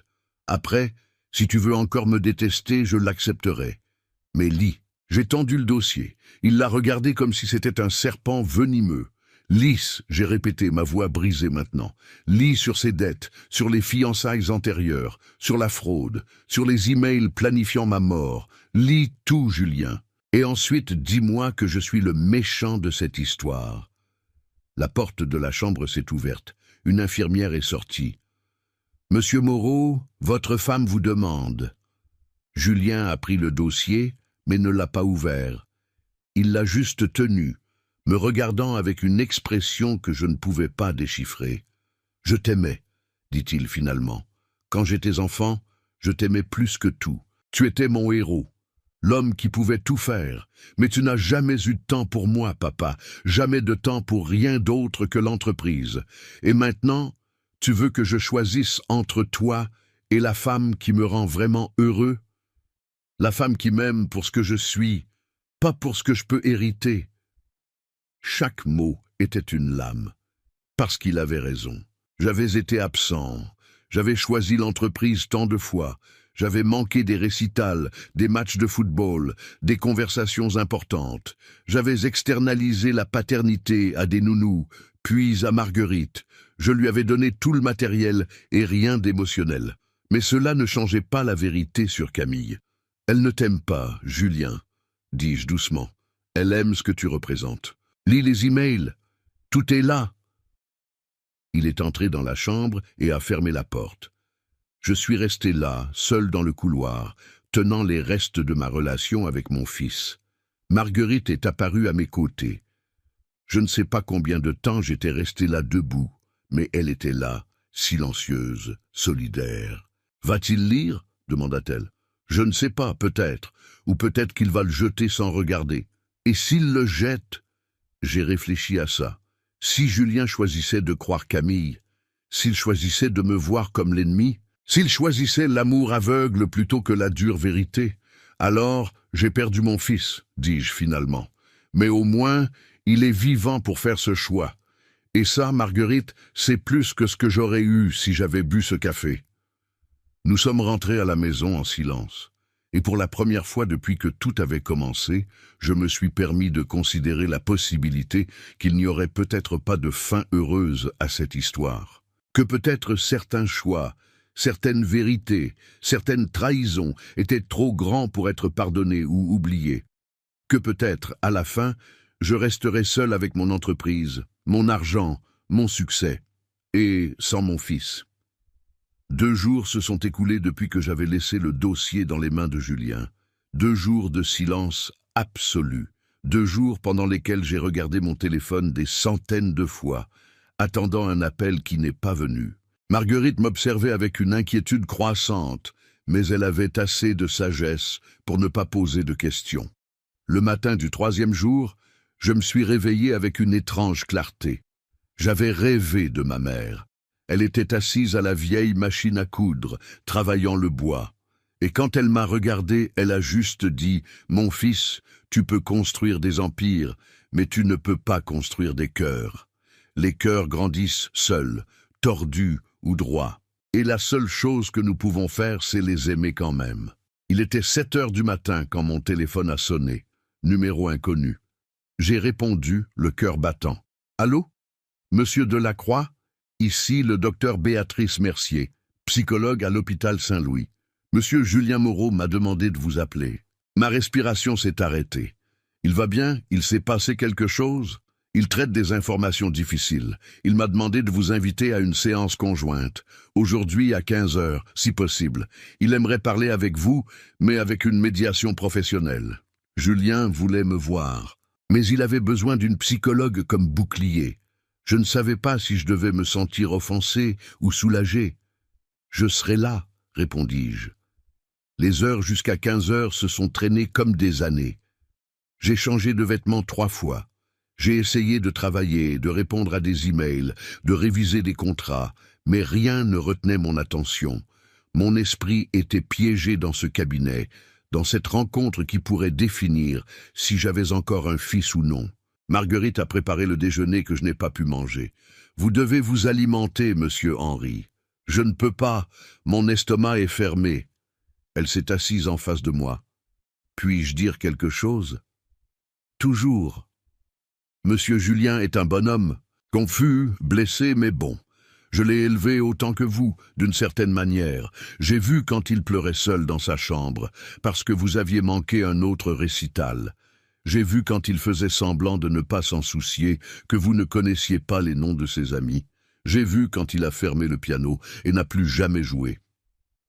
Chaque mot était une aiguille dans mon cœur. Mais j'ai aussi vu, continua-t-elle, comment il vous regardait avec fierté quand il voyait votre photo dans les magazines d'affaires.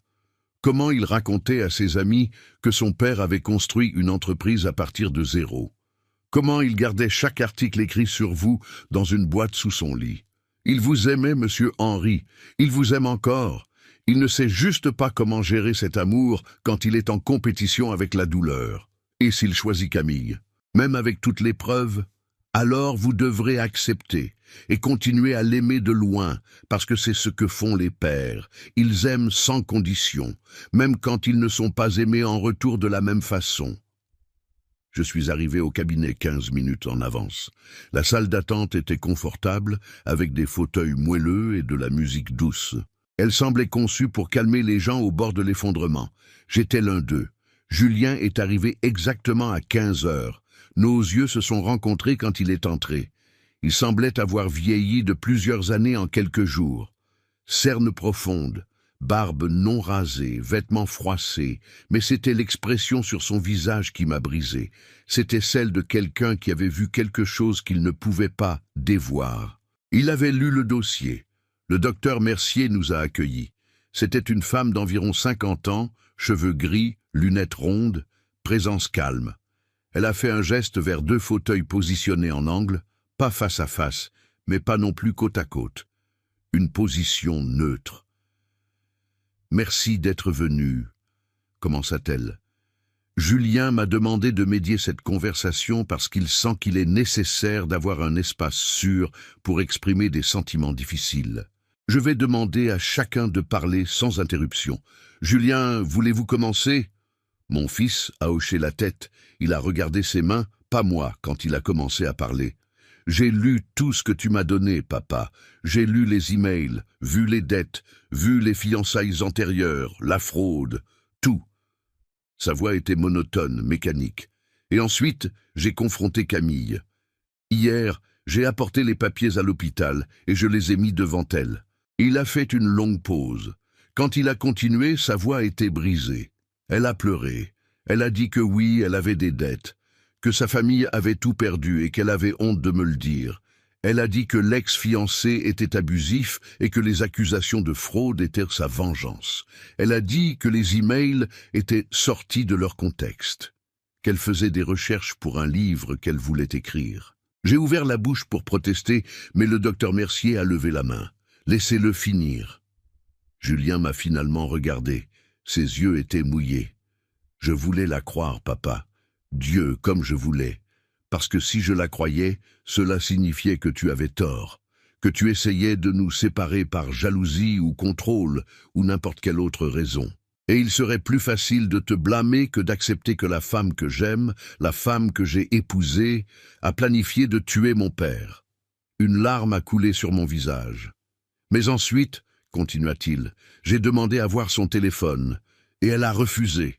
Elle a paniqué, elle a commencé à pleurer plus fort, disant que je ne lui faisais pas confiance, que tu m'avais retourné contre elle. Et c'est à ce moment-là que j'ai su. J'ai su que tout était vrai. Le silence pesant a rempli la salle. J'ai forcé, dit Julien, sa voix maintenant juste un murmure. J'ai pris le téléphone pendant qu'elle dormait. J'ai trouvé plus d'emails, des messages supprimés que j'ai pu récupérer, des conversations avec des... J'ai découvert que c'est un ex-petit ami de Lyon. Ils ont tout planifié, papa. Chaque détail, la dose du poison, le timing, comment faire paraître ça naturel, comment j'hériterais, comment elle, en tant qu'épouse en communauté de biens, aurait accès à tout. Ma main est allée à ma bouche. Il y avait plus, des plans pour après. Comment elle m'éloignerait graduellement de l'entreprise, comment elle utiliserait ma faiblesse. C'est le mot qu'elle a utilisé pour tout contrôler. J'étais juste un moyen pour une fin. J'ai toujours été. Il a commencé à sangloter alors. Des sanglots profonds, douloureux d'un homme qui avait vu son monde s'effondrer. Je me suis levé instinctivement, voulant aller vers lui, l'embrasser. Le docteur Mercier a hoché la tête, donnant la permission. Je me suis agenouillé devant Julien et j'ai posé mes mains sur les siennes. « Mon fils », ai-je murmuré, « je suis désolé, papa. Désolé de ne pas t'avoir cru. Désolé de t'avoir appelé contrôlant, obsessif. Désolé d'avoir pris son parti quand tu as failli mourir. Désolé pour tout. »« Non », dis-je fermement, « ne t'excuse pas d'avoir aimé. Tu as aimé la mauvaise personne, mais l'amour n'est jamais une raison de s'excuser. » Mais elle allait te tuer. Et si tu n'avais pas échangé les tasses? Mais je les ai échangés. Je suis ici. Nous sommes ici. Il m'a embrassé alors. Pour la première fois en années, mon fils m'a vraiment embrassé. Pas une accolade de salutation sociale, mais une étreinte de quelqu'un qui s'accroche à une bouée de sauvetage dans une mer agitée. Nous sommes restés comme ça pendant longtemps. Le docteur Mercier a attendu patiemment. Quand nous nous sommes finalement séparés et sommes retournés au fauteuil, Julien s'est essuyé le visage avec le dos de ses mains. « J'ai appelé la police », dit-il. « J'ai tout montré. Les emails, les messages, tout. La commissaire Beaumont va présenter des accusations formelles contre Camille. Tentative d'homicide avec préméditation. »« Et ?» demandai-je doucement. « Comment tu gères ça ?»« Je ne sais pas. C'est comme si les 3 dernières années de ma vie avaient été un mensonge. Chaque baiser, chaque « je t'aime », chaque plan pour l'avenir. Tout faux. Elle ne m'a jamais aimé. Elle n'a aimé que ce que je représentais. Le docteur Mercier s'est légèrement penché en avant. « Julien, cette douleur que vous ressentez est réelle et valide. Vous avez été manipulé, trahi de la pire façon possible. Cela va prendre du temps à traiter. Mais il y a autre chose, dit Julien en me regardant. Papa, je dois te dire, une partie de la raison pour laquelle j'ai cru si facilement aux mensonges de Camille sur toi, c'est parce qu'il y avait déjà une partie de moi qui les croyait, qui te voyait comme contrôlant, qui t'en voulait. J'ai respiré profondément, je sais. Tu sais? Marguerite m'a raconté. Les récitals manqués, le piano, tout ce que j'ai fait de mal en essayant de bien faire. Ce n'était pas tout mal, papa. Tu m'as donné une vie confortable, des opportunités, une éducation. Mais je n'ai pas donné de présence, je n'ai pas donné de temps, je n'ai pas donné la chose qui comptait le plus. Une attention vraie, inconditionnelle. Julien a hoché lentement la tête. J'ai passé tellement de temps à t'en vouloir que quand Camille est apparue, me donnant toute l'attention que je voulais, je suis tombé amoureux. Pas d'elle, je le réalise maintenant, mais de l'idée d'être enfin la priorité de quelqu'un. Et tu aurais dû être ma priorité, dis-je, ma voix se brisant. Tu étais mon fils. Tu es mon fils. Et j'ai échoué avec toi de façon que je ne peux pas défaire. Le docteur Mercier est intervenu gentiment. Vous avez tous les deux une conversation importante sur des blessures anciennes. Mais il est crucial de se rappeler que reconnaître les erreurs passées ne signifie pas que vous ne pouvez pas construire quelque chose de nouveau maintenant. Julien m'a regardé. Tu veux encore me transmettre l'entreprise? La question m'a surpris. Tu le veux encore? Je ne sais pas. Avant, je le voulais parce que je pensais que c'était mon droit, mon héritage, ce qui m'était dû après des années d'être ton fils. Mais maintenant, je réalise que je ne sais pas si je le veux vraiment, si je comprends vraiment ce que ça signifie. J'ai ressenti quelque chose d'étrange dans ma poitrine. Pas de la déception, du soulagement. Alors, ne décide pas maintenant, dis-je. L'entreprise ne va nulle part. Et toi, tu as besoin de temps pour guérir, pour découvrir qui est Julien sans Camille, sans les attentes, sans la pression. Et toi, papa, de quoi as-tu besoin? J'ai réfléchi à ça. De quoi avais-je besoin? Après 60 ans, après un empire construit, après avoir failli être assassiné, après avoir failli perdre mon fils, de quoi avais-je vraiment besoin? J'ai besoin de connaître mon fils, répondis-je, vraiment le connaître. Pas l'héritier, pas le futur PDG, juste Julien. Et j'ai besoin que tu me connaisses aussi. Pas comme l'homme d'affaires, pas comme le patriarche, juste Henri, ton père. Il a souri. C'était un petit sourire, triste, mais réel. Je pense que j'aimerais ça. Une semaine après la séance avec le docteur Mercier, Julien est apparu à ma porte sans prévenir. C'était 10 heures du matin, un samedi. Marguerite était au marché. J'étais dans le jardin, essayant de cultiver des roses qui mouraient toujours dans mes mains inexpérimentées. « Papa, dit-il, et il y avait quelque chose de différent dans sa voix, plus léger. Puis-je entrer? C'est ta maison autant que la mienne, répondis-je en enlevant mes gants de jardinage. Il a souri faiblement. Ça ne l'a jamais été, en fait. Tu as acheté cette maison après mon mariage. Je n'ai jamais vécu ici. C'était vrai. Une autre distance que j'avais créée sans m'en rendre compte. Alors laisse-moi corriger ça, dis-je. Julien, c'est ma maison et tu es toujours le bienvenu ici, comme fils, pas comme héritier. Tu veux du café? Seulement si tu me laisses le faire. Nous sommes allés à la cuisine. J'ai regardé mon fils préparer du café avec la familiarité de quelqu'un qui connaissait le chemin, même sans avoir jamais vécu ici. Marguerite lui avait bien appris. La police a arrêté D hier, dit Julien en remuant le café. L'ex-petit ami de Camille, Diego Almeida. Il a tout avoué en échange d'une réduction de peine. Mon estomac s'est retourné. C'est lui qui a obtenu la strychnine. Il travaille dans un laboratoire pharmaceutique. Il avait accès. Camille a tout planifié, mais il était le partenaire. Ils se sont rencontrés quand elle vivait à Lyon. Ils n'ont jamais vraiment rompu. Ils ont continué à se voir pendant tout notre mariage. La trahison avait des couches, comme un oignon pourri révélant plus de pourriture à chaque pelure. Je suis désolé, Julien. Moi aussi. Il a servi le café dans 2 tasses. Je les ai regardés instinctivement, vérifiant. Il l'a remarqué et quelque chose de triste est passé sur son visage. J'ai fait ce café, papa. Tu peux le boire. Je sais. Désolé. C'est juste que, je comprends, ça va prendre du temps. Pour nous deux, nous nous sommes assis à table. Le même endroit où Marguerite m'avait offert du thé il y a des jours. Le même endroit où j'avais pleuré seul tant de nuits. Mais maintenant, j'avais mon fils ici.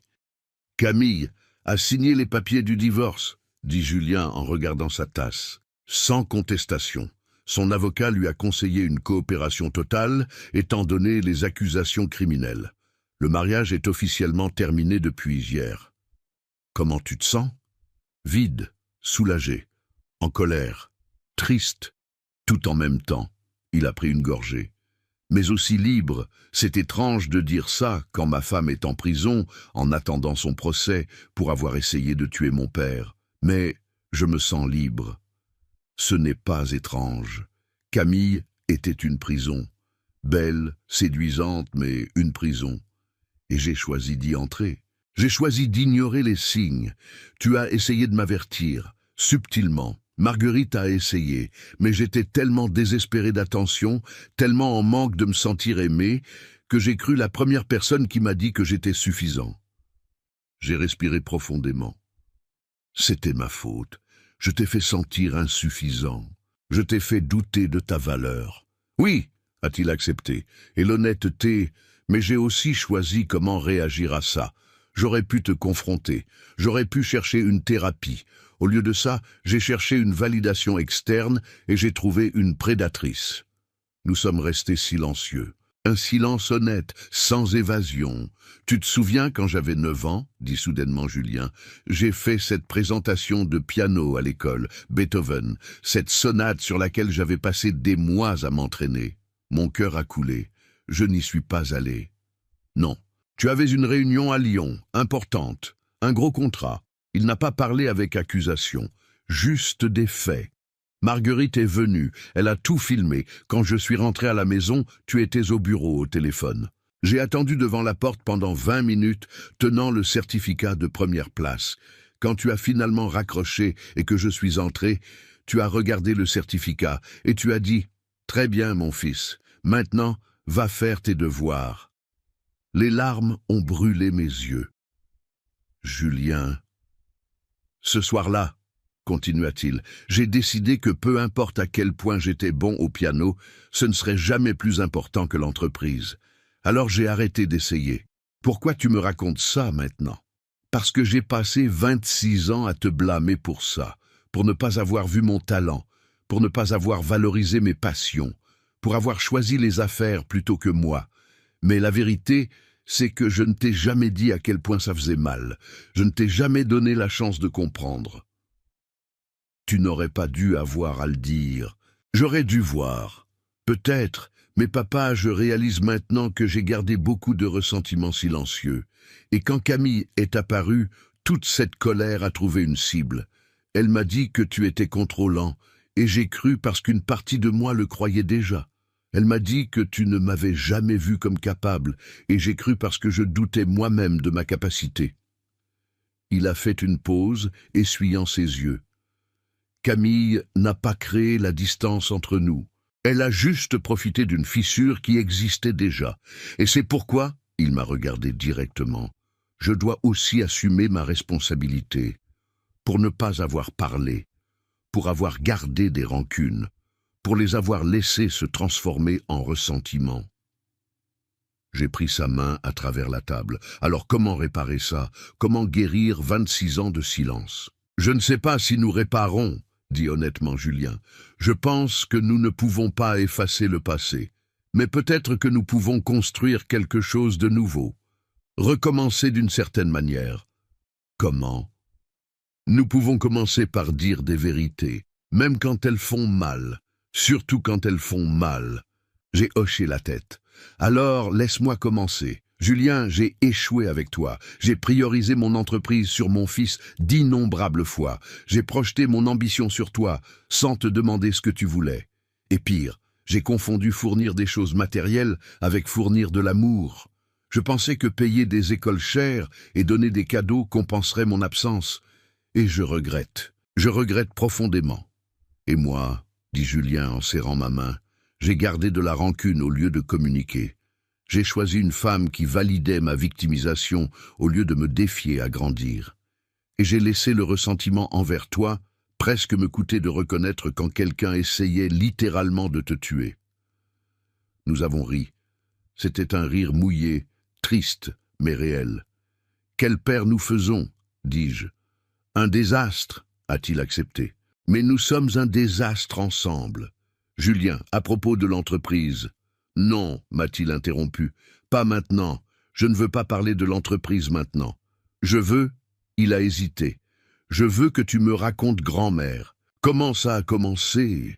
Pas la version des magazines d'affaires, la vraie version. » Et alors j'ai raconté ma mère travaillant jusqu'à ce que ses mains saignent, mon père qui est mort trop jeune, nous laissant sans rien, la vieille scie circulaire qui était tout ce que nous avions, le premier client qui a payé 50 € pour une table en chêne, les nuits sans sommeil, la peur constante d'échouer, la solitude de construire quelque chose quand personne ne croit en vous.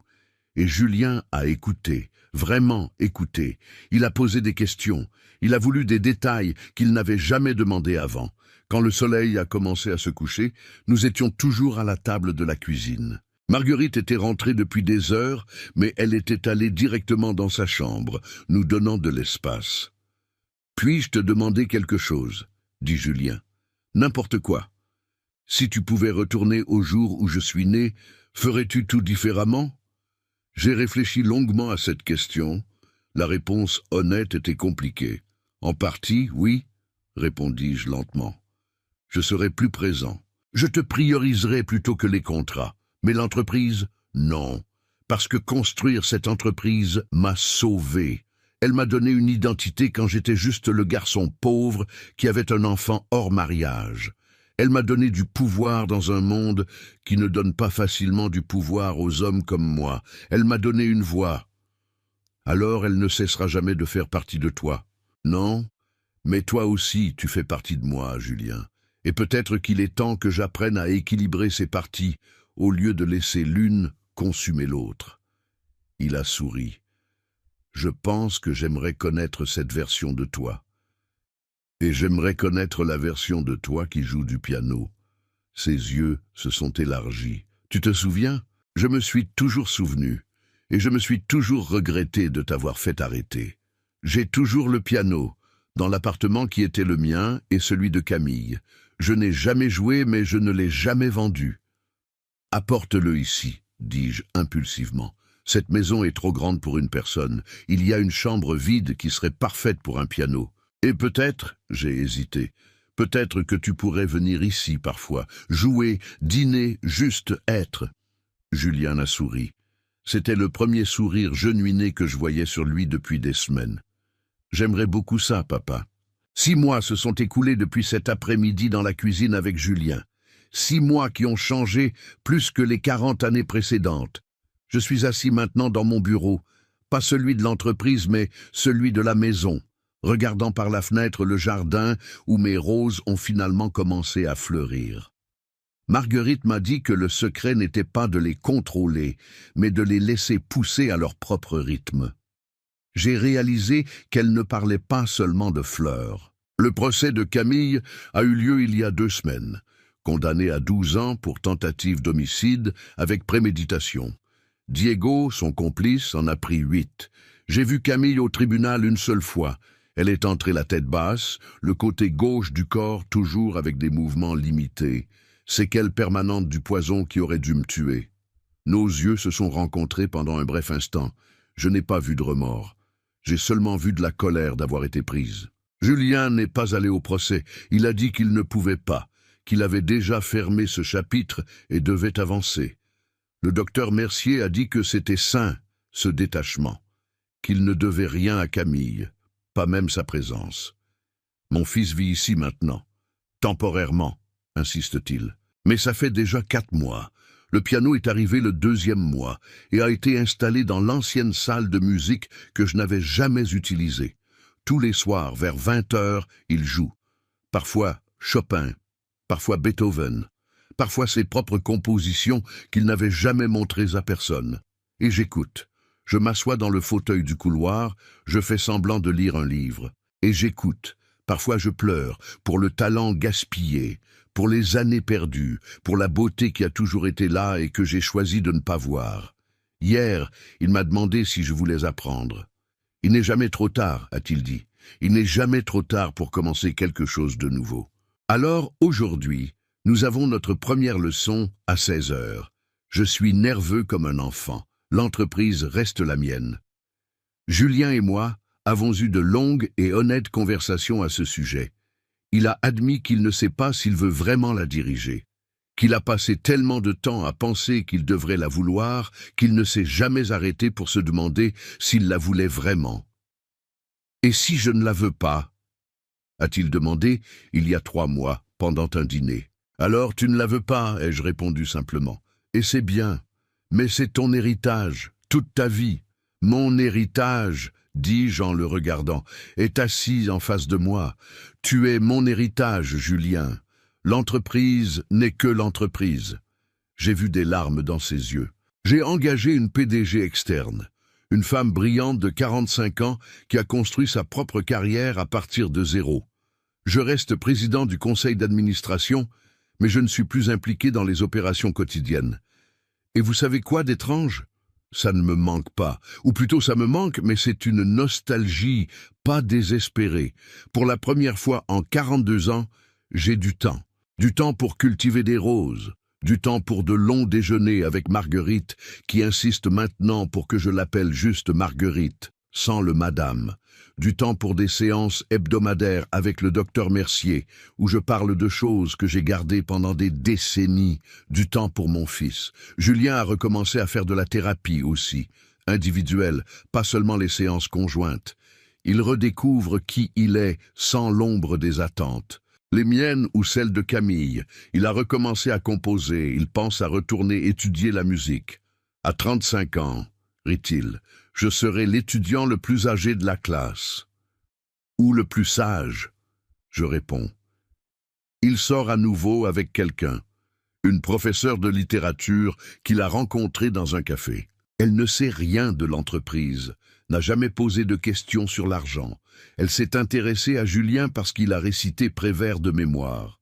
Je l'ai rencontrée la semaine dernière, discrète, intelligente, gentille. Le contraire de Camille en tout point. « Tu l'as aimée ?» a demandé anxieusement Julien après. La question est « Tu l'aimes ?» Beaucoup, mais ton opinion compte. Elle ne devrait pas, tu es adulte. Mais je demande quand même. Oui, je l'ai aimée. Elle te regarde comme si tu étais plus intéressant que n'importe quel livre qu'elle ait jamais lu. Il a souri de cette façon qui me rappelle le garçon qu'il était. C'était ce que je voulais entendre. Marguerite entre dans le bureau avec du thé. Elle fait ça maintenant. Elle interrompt mes rêveries avec du thé et des conversations. Les barrières entre employeurs et employés ont disparu depuis longtemps. Elle est mon amie, ma confidente, ma famille choisie. « Vous pensez beaucoup », dit-elle en posant la tasse sur mon bureau. « Toujours. » À quoi ? À comment tout a failli se terminer différemment. À comment un murmure a sauvé ma vie. Marguerite s'assoit sur la chaise en face de mon bureau. Quelque chose qu'elle n'aurait jamais fait il y a 1 an. « Monsieur Henry », dit-elle. Elle trébuche encore sur le nom sans titre. « Puis-je vous dire quelque chose ? Toujours. Ce jour-là, quand je vous ai heurté et chuchoté, je n'étais sûr de rien. J'avais juste un mauvais pressentiment. Et si j'avais eu tort ? Et si j'avais créé tout ce chaos pour rien ? Mais vous aviez raison. Mais si je ne l'avais pas eue, vous auriez vécu en pensant que votre belle-fille était une meurtrière, alors que peut-être elle était juste une femme ambitieuse. Julien aurait perdu son mariage pour rien. J'aurais détruit une famille sur un pressentiment. Pourquoi pensez-vous à ça maintenant ? Parce que, dit Marguerite lentement, parfois je me réveille la nuit et je pense, ai-je fait la bonne chose ? Avais-je le droit de prendre cette décision ? J'ai pris sa main. Marguerite, vous m'avez littéralement sauvé la vie. Si vous aviez eu tort, ça aurait été embarrassant, pas fatal. Mais vous aviez raison. Et vous avez eu le courage d'agir quand il aurait été plus facile de rester silencieuse. Mais Camille a des séquelles. Elle est en prison, une vie détruite. Elle a détruit sa propre vie au moment où elle a mis du poison dans cette tasse.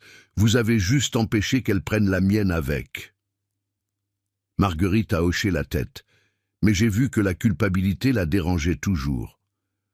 Culpabilité de survivante. Culpabilité d'avoir été l'instrument du destin.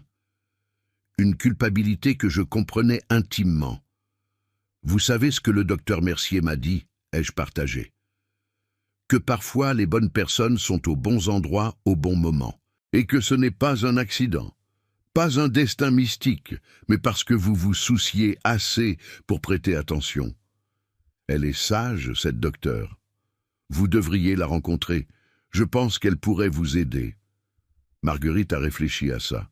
« Peut-être que je devrais. » La sonnette a retenti. Julien et Anne, la professeure de littérature, ils venaient dîner avec nous, quelque chose qui arrive 3 fois par semaine maintenant. Des dîners simples, de longues conversations, des rires genuins. Famille, pas parfaite, mais réelle. Pendant le dîner, Anne a raconté un livre qu'elle lisait pour ses cours. C'est sur un homme qui passe sa vie à construire un empire, mais oublie de construire des relations. À la fin, il a tout et rien en même temps. « Ça semble familier, » dit Julien en me regardant avec un sourire doux. « Très, » ai-je accepté. « Comment ça se termine ? » Il ne meurt pas en réalisant qu'il a tout perdu. Il vit assez longtemps pour essayer de reconstruire. Le livre se termine avec lui qui recommence. Plus vieux, mais plus sage. Ce n'est pas une fin heureuse traditionnelle. C'est juste réel. « Je préfère les fins réelles, » dis-je. Les fins heureuses ont toujours semblé malhonnêtes. Après le dîner, Julien s'est assis au piano. Anne s'est blottie sur le canapé à côté de Marguerite. Je suis resté dans mon fauteuil habituel dans le couloir. Il a joué une nouvelle composition, douce, mélancolique, mais avec des moments d'espoir entrelacés. « C'est sur toi, » a-t-il dit quand il a terminé. « Sur nous. Sur le fait de presque tout perdre pour finalement trouver ce qui compte. Je n'ai pas pu parler. Je me suis juste assis là, les larmes coulant librement.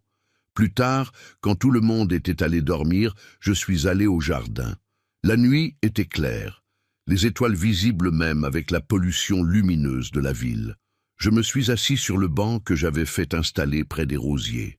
J'ai pensé à l'Henri d'il y a 1 an. L'homme qui était sur le point de transmettre l'entreprise à sa belle-fille, pensant qu'il faisait ce qu'il fallait.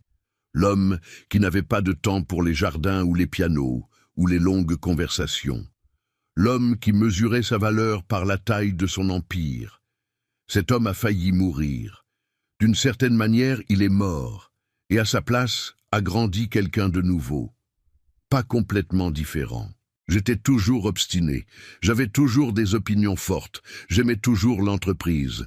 Mais maintenant, il y avait de la place pour d'autres choses, pour les roses, pour la musique, pour les silences confortables avec mon fils, pour le thé avec Marguerite, pour les secondes chances. Camille m'a fait un cadeau terrible. En essayant de prendre ma vie, elle m'a forcé à l'examiner, à questionner ce qui comptait vraiment, à réaliser que les héritages ne sont pas faits seulement d'argent et de bâtiments, mais de moments et de connexions et d'amour imparfaits mais sincères. Julien est sorti de la maison, enveloppé dans une couverture. Il s'est assis à côté de moi sans demander. Nous sommes restés là, père et fils, sous les étoiles. « À quoi penses-tu » a-t-il finalement demandé. « À combien je suis reconnaissant, pour la vie, pour toi, pour une autre chance de faire les choses correctement. » Faisons-nous les choses correctement? Nous essayons, et peut-être qu'essayer est suffisant. Papa, puis-je te demander quelque chose? Toujours. Tu regrettes d'avoir construit l'entreprise? Si tu avais su le prix que tu paierais, le ferais-tu encore? J'ai longuement réfléchi à cette question. La réponse honnête était compliquée. Je ne regrette pas d'avoir construit l'entreprise, ai-je répondu lentement. Je regrette de l'avoir laissé me consumer, de l'avoir confondu avec le succès dans la vie, d'avoir pensé que je pouvais compenser l'absence avec de l'argent. Mais l'entreprise elle-même, non, elle m'a sauvé, elle m'a donné une identité, elle m'a donné du pouvoir dans un monde qui ne donne pas facilement du pouvoir aux hommes comme moi, homme pauvre, seul, père célibataire, avant que ce soit minimalement acceptable. L'entreprise était ma voix quand le monde voulait que je reste silencieux. C'était mon armure quand j'étais vulnérable. Je ne la regrette pas. Je regrette juste de l'avoir laissée être la seule chose qui me définissait. Julien a posé sa tête sur mon épaule, mon fils de 35 ans, redevenant mon petit garçon pour un moment. « Tu sais que je t'aime, n'est-ce pas ?» a-t-il dit. « Même avec tout, même avec les erreurs, je t'ai toujours aimé. Je sais, et je t'ai toujours aimé aussi, je n'ai juste pas su le montrer de la bonne façon. Tu le montres maintenant. Nous sommes restés comme ça jusqu'à ce que le froid de la nuit nous force à entrer. » À la porte, Julien s'est retourné. « Papa, cette leçon de piano demain. Tu es nerveux, terrifié. Bienvenue dans mon monde d'il y a 30 ans. » Il a souri. « Mais cette fois, je serai là, applaudissant chaque fausse note, parce que ce qui compte n'est pas de jouer parfaitement, c'est d'avoir le courage d'essayer. » Pendant que je me préparais pour dormir, je me suis regardé dans le miroir. J'ai vu un homme de 60 ans avec des rides que je n'avais pas il y a 6 mois, plus de cheveux blancs. Mais j'ai aussi vu quelque chose de nouveau dans mes yeux. La paix, pas complète, pas permanente, mais réelle. Demain, j'aurai ma première leçon de piano. La semaine prochaine, j'inaugurerai un programme de bourse dans l'entreprise pour les fils de menuisiers. Le mois prochain, Julien jouera dans un petit récital à l'école de musique où il a commencé à étudier. Et je serai là, au premier rang, applaudissant. La vie que j'ai failli perdre continue, différente, plus petite dans certains sens, infiniment plus grande dans d'autres. Et quand je ferme les yeux, je peux encore entendre ce murmure qui a tout changé. « Ne buvez pas, faites-moi juste confiance. » J'ai fait confiance. J'ai survécu. Et maintenant, finalement, je vis. Ce n'est pas la fin que j'avais imaginée quand j'ai commencé à construire mon empire à 18 ans. Mais c'est réel, c'est honnête, c'est à moi. Et pour la première fois en 60 ans, c'est plus que suffisant, c'est tout. Laissez votre like si cette histoire vous a ému. Commentez ci-dessous d'où vous regardez cette vidéo. Auriez-vous fait la même chose qu'Henri? Auriez-vous échangé les tasses?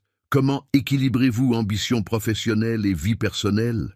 Votre participation renforce notre communauté et me motive à continuer à créer du contenu qui compte.